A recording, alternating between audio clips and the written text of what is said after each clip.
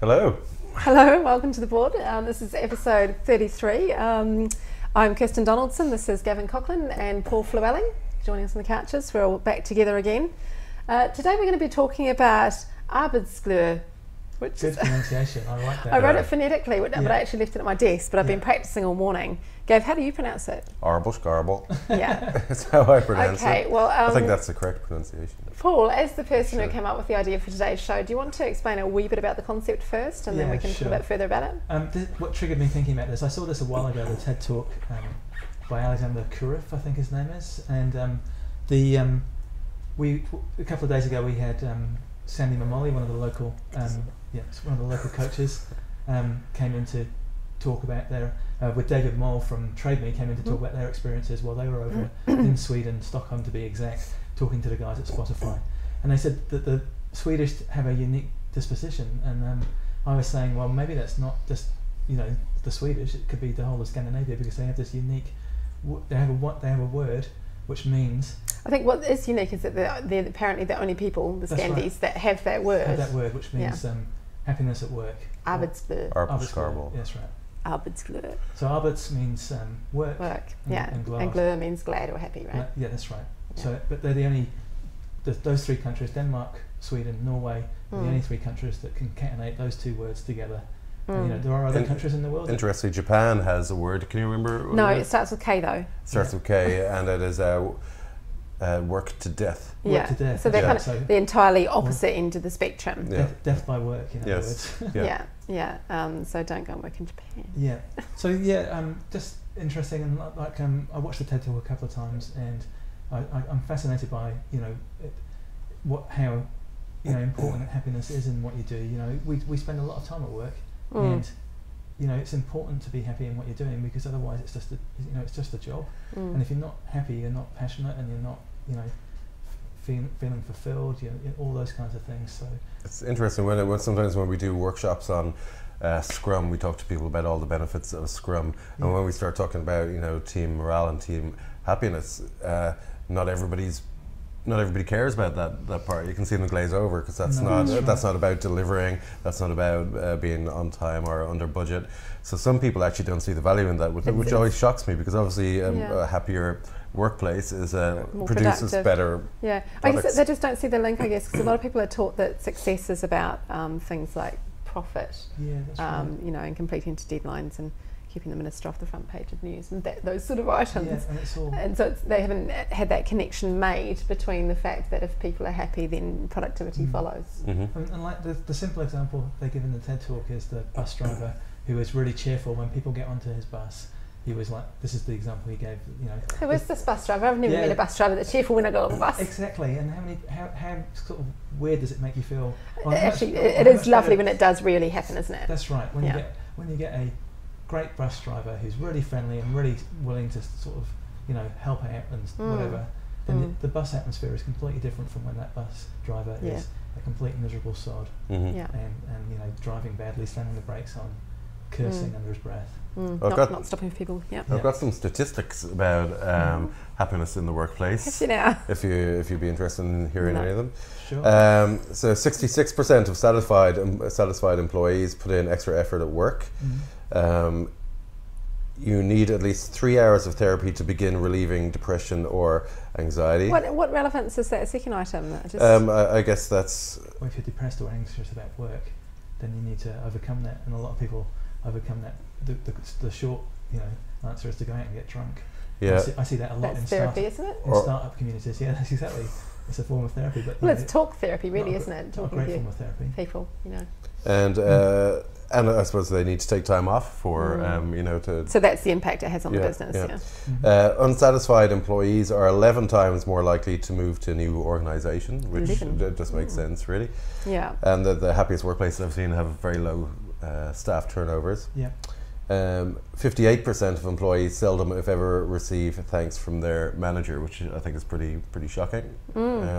Because people a lot of the time just get chastised for making mistakes, but never get thumbs up for doing the good stuff. And we talked about that a couple of shows ago about the love languages thing, and and how people receive appreciation and recognise it. And then and the fact that a functional relationship needed a 5-to-1 ratio of, that's a lot. of good to bad things said, you know, and a dysfunctional relationship was a 1-to-1 ratio or less. So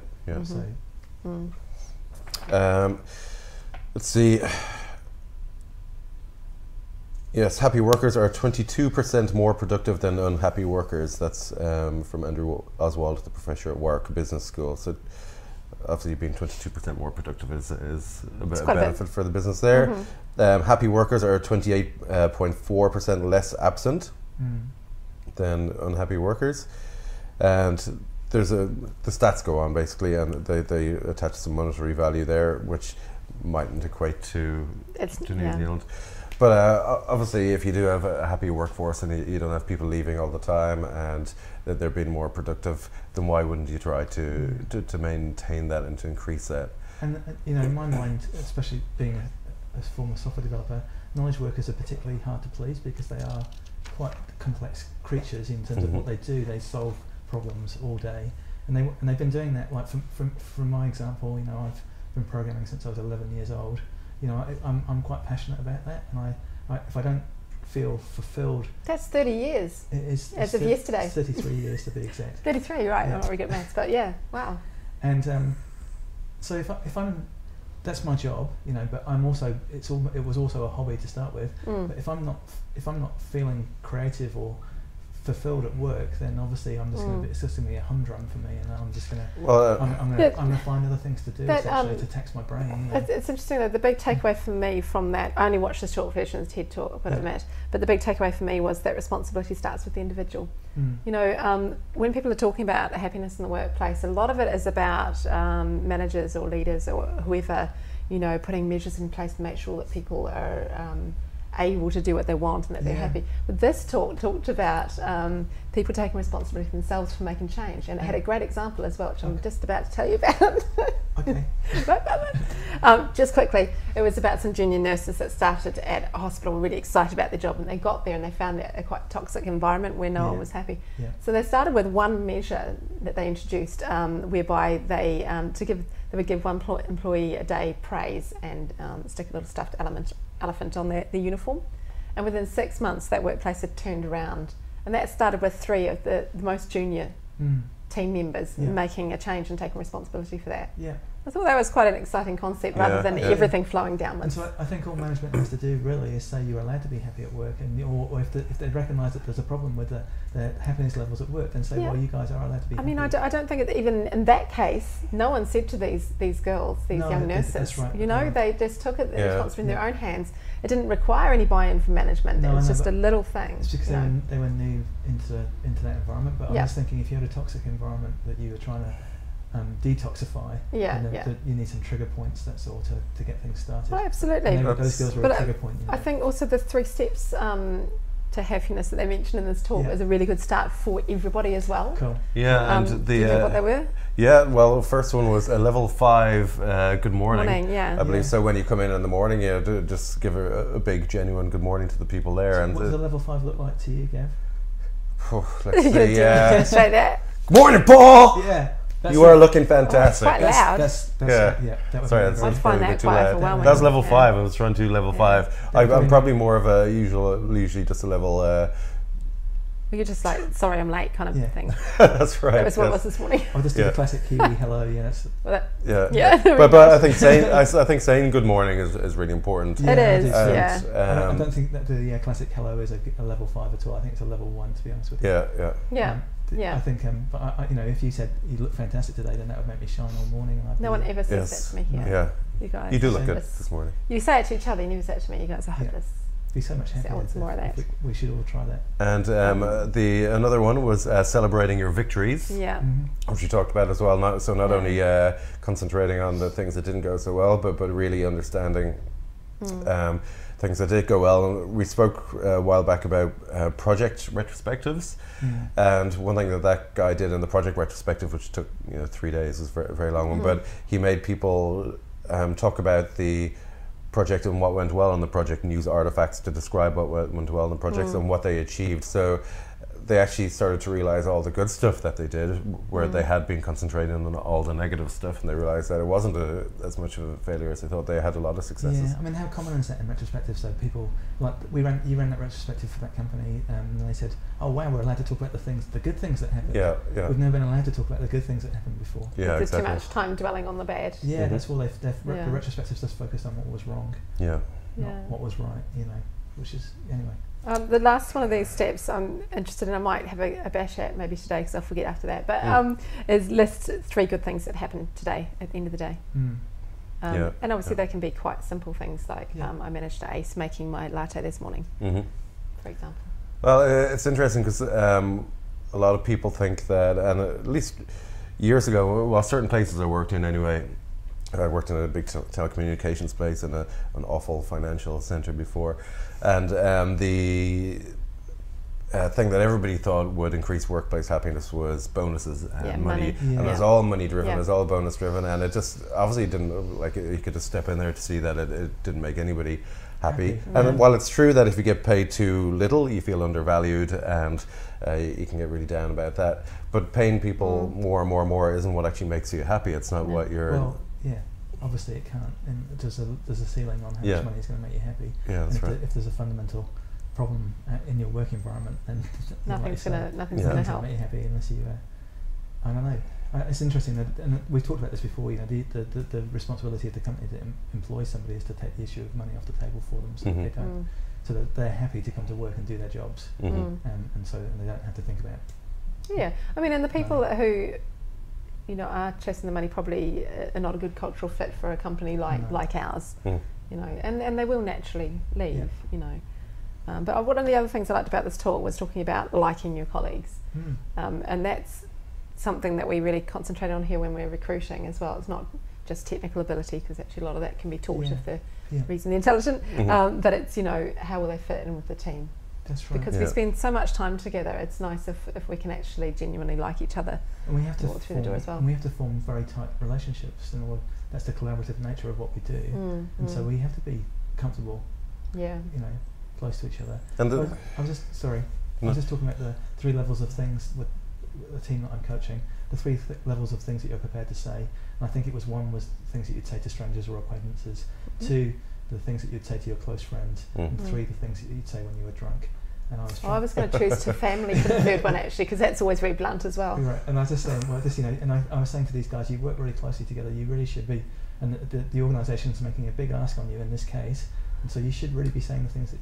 Level 3? Yeah, you should. No way. You should be saying the things. I've heard some of the things that you guys say at level 3. I don't think it's appropriate. honest though. It's all brutal, lovely, happy, fluffy brutal stuff.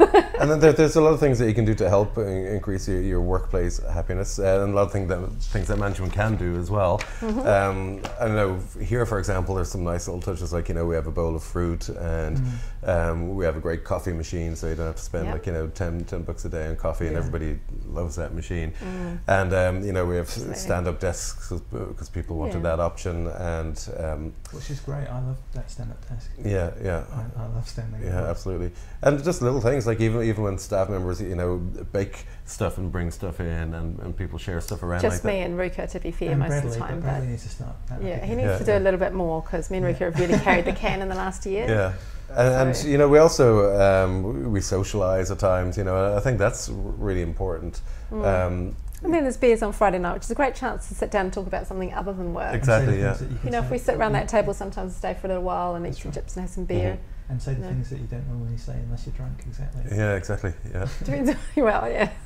But what I'm interested in as well is the fact that some companies try, I was in one of the incubators with a startup for a bit, and they have these kind of distractions for like basketball. They had a basketball court in the centre of the office. It was great fun. In the office? It was great fun, but it was really noisy. Yeah. Really noisy. So if you that can really annoy people. Yeah, I mean, you ended up going down, as soon as someone started playing basketball, you'd drift down there and start playing with them, and you'd get completely distracted from your work. And then, you get pool tables and foosball tables. Foosball, they're just, they're kind of distractions from what you're doing. I appreciate that everyone needs a distraction, but more often what we need as knowledge workers is a different space to go and think about things. And so breakout areas, quiet areas. Lateral thinking. Yeah. And like I know this is going to sound a bit odd, but I get most of my ideas either at, I don't know where this is going. Yeah. Is it in the shower? At 5 a.m. in the morning or in the shower. Yeah, yeah. I think it's quite a popular sort of concept about lateral thinking in the shower. I'm the same, you know, things that quite often occur to me in the middle of the night. So I'm just thinking, like, what we should, if we're going to encourage that kind of, what we're trying to do is encourage that kind of problem solving kind of approach, but in providing different environments for them to do that. And you know, I think we have to rethink about how our offices are designed to achieve that. You know, really think 21st century on this. There's not, and I've seen some. You know, we talked about activity-based working, and I know people around town that are doing activity-based working. And what does that mean? Activity-based working is where you co-locate with the people. So you've got a portable machine. Yes. You store your machine away each night. You've got a rack that you can all store your machines at night. What would I do with all the shoes under my desk? Well, that's a good question. I know this is one of the issues that you have to not treat your desk as your station where you can. How would I cycle into work, which makes me very happy, and then look presentable? Did we find a solution for you, Kirsten? Yeah, would you? Yeah. Okay, I'm going to hold you personally responsible for that. We've got lockers and stuff. We could look at something similar, but you know. Yeah. The point is that they so every morning they come in and they choose the desk that they want to work at. And I've actually worked in a place that was fully along those lines. So we had a thing on wheels that we could drag around. Yeah. So we'd lock away our laptops and that and any other personal items. Yeah. I didn't find it that great actually, because there's some people that actually refused to move and always had piles of rubbish on their desks. Yeah. And then, you know, I found that people just sort of spent a lot of time trying to get away from people they didn't want to work with. I've seen that actually. There was that was interesting when we were talking about the squadification that Trade Me. There was a couple of people that didn't want to be in the same squad, and they kept moving around to try and. They're selecting their own squads, weren't they? And they just kept putting their names on other stuff. Other stuff, basically. And if this person put their name if they beside, don't like each other, they're not going to work well together, are they? Well, you know, it's self-organising and it works out rather than being you know, forced into situations they don't want to be in. It's bad when the feeling isn't reciprocal. You know, that's that. You know, if one person likes another person, but the other person doesn't like them back. Yeah. Kind of gets a bit awkward. Yeah. But anyway, you know, I think the spaces, like what they've got and what Spotify have got, for example, is they've got spaces for the teams to go and break out into. And they've got and each team has got its own space, so it can kind of create the environment it needs to do its thinking, which I think is quite important. And then they've also got the, you know, general areas as well, and their kitchen areas and their sort of food areas, you know, and that kind of stuff. And they've also got places that you can go out and distract yourself completely with their array of different. They had a PlayStation, an Xbox, and a Mega Drive, I think, and that kind of thing. But I'm just saying, I don't think that's necessarily the solution. The distractions aren't the solution. I think creating spaces that people can think and solve problems in is what we actually come to work for. That's why I come to work. And so anything that encourages that, I think, should be. I've got another list I printed out, which is stuff that makes people feel happy in the office, and I think you've touched on some. There's some other stuff here as well. Sociable colleagues, smiling co-workers, obviously not the sort of thing you can create, but obviously makes people feel happy in the workplace. Doing tasks that have actual meaning, good training programs, a friendly environment, and short cigar breaks. They call them cigar breaks. I quite like that, but that's like you were talking about, a space where you can actually have a think about things. And I am a smoker, and sometimes I crack a problem when I go down for a cigarette. It's and I'm you know, a former smoker, but I still go out with the smokers sometimes and chat. You know, I think it's a really good place. It's a good place to go and think about and talk about things. Apart from all that secondhand smoke. Well, that's right. Yes. Yeah. How do you measure workplace happiness? I've heard a few ideas. I was thinking about that this morning actually. I thought it would be quite a nice thing to do. But I guess one of them was something we talked about before with the smiley faces. The Nico calendar. That, but then there's also workplace surveys, you know. Yeah. And in fact we do have one that we do every year with World Blue. Yeah, that's right. It's not necessarily about actually workplace happiness. It's more about democracy. It is more about democracy, but that's one of the things that people enjoy about working here. So it's one kind of measure, I think. Well, one thing I'd love to try out is you have buckets, and you have a bucket which is, you know, I had a terrible day, And I had, an okay day, and I had a really fantastic day today. And everybody's got a tennis ball, and it's not got your name on it or anything. It's just a plain tennis ball. And when you're leaving at the end of the day, you put the tennis ball in the corresponding bucket, and then at the end of the day, you count it, and you can get a good gauge as to how everybody felt. It's all about asking the right question, and that's right. I mean, that's a great thing to do. I think as long as the question's framed correctly, you get the response you want. So you're not talking about in general. Yeah, you're generally happy, but today, how was it for you? Yeah. How was your work day? How was your work day? We should do that. Can we get some buckets, please? Yeah, we need to get some let's do that. Tennis balls. Great. Okay. And we should. I mean, what I like about this, and like the agile way of working anyway, once you take the lid off this thing and you put it in the team's camp to organise how they want to do things, and give them their sort of you empower them to, it's really got no ceiling. Well, within reason, but you've got no ceiling on ideas. You can experiment. You can do all kinds of stuff. It's it's much more fulfilling working this way than it is. I think about all those dreary offices that I've worked in the past, and a lot of the time when you're in those kind of environments, you expend a reasonable amount of energy trying to, make it better, work around the things that have been set up to sort of that you feel are impeding your progress and all that kind of stuff. You'll find alternatives, and the idea around this is that you as much energy as possible goes into what you actually have been asked to do, and you don't have to expend any of do that. That's right. I remember working in a stock traders assistant in a stock traders office before, and it's just a highly stressed atmosphere, and everybody was incredibly aggressive to each other and just outright mean to each other all the time, and it was really intense, and everybody just drank really, really heavily every single day after work to just alleviate it somewhat. And everybody had a lot of money. Everybody had, a second home in Spain and a Mercedes and whatever. But they were not happy people. And for some people, that's their main driver, is the money and the material stuff. But for me, I just had to get out. Oh, it's interesting to have that contrast, isn't it? It really makes you realise what you want to do and where you want to work. And I think sort of. We've all seen The Wolf of Wall Street, and those guys are just addicts. They're addicted to all kinds of stuff. Power. Power, money, sex, drugs. Everything. But doesn't sound so bad when you put it like that. That's right. But it does become a bit of a burden if you do it day in, day out, I think, from sort of... Well, it's not sustainable, is it? No. And the thing, from my experiences of working in startups, we kind of had similar things going on where you were working crazy hours, initially, especially if you're trying to get something off the ground, and so you'd be working weekends, and you'd be working 14 hours, 12 hours a day, or whatever it was, and on the amount of coffee that we were drinking to sustain that, you had no option but to drink wine, alcohol, beer. Lower your blood pressure. Depress your system enough, because alcohol is obviously a depressant, so that you could sleep. To counter-effect all of the caffeine that you've been sticking into. What I found with the last place I worked at is we were all pretty good friends, but in a prison mentality kind of way. Things were so bad at work, so toxic, and we were so overworked and had so much pressure on us that we spent a lot of time together talking about work and drinking. So we formed really great relationships, but in a really toxic way. Yeah, I mean, that's right. It's kind of like a battlefield.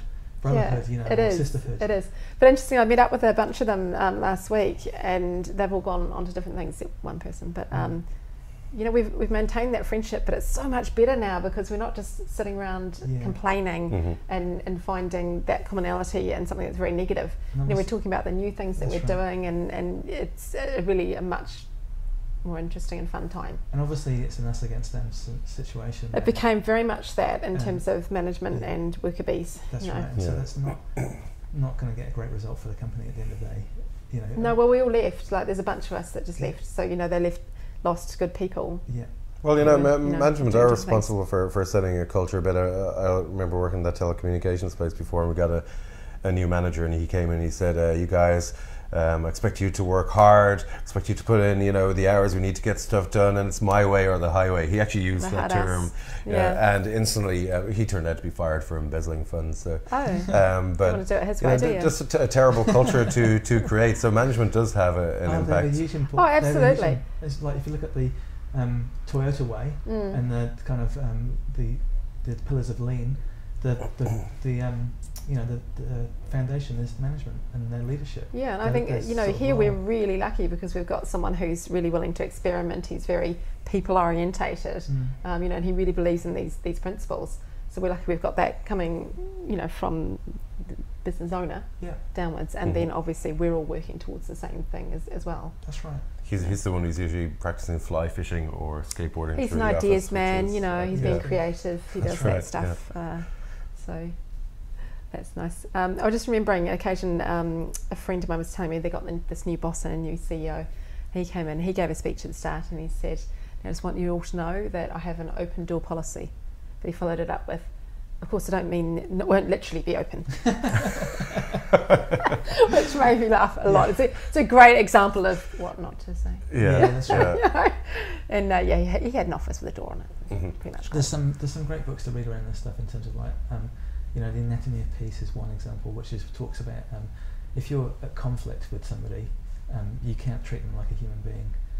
When you're in a warring state, you immediately objectify, because that's the only way.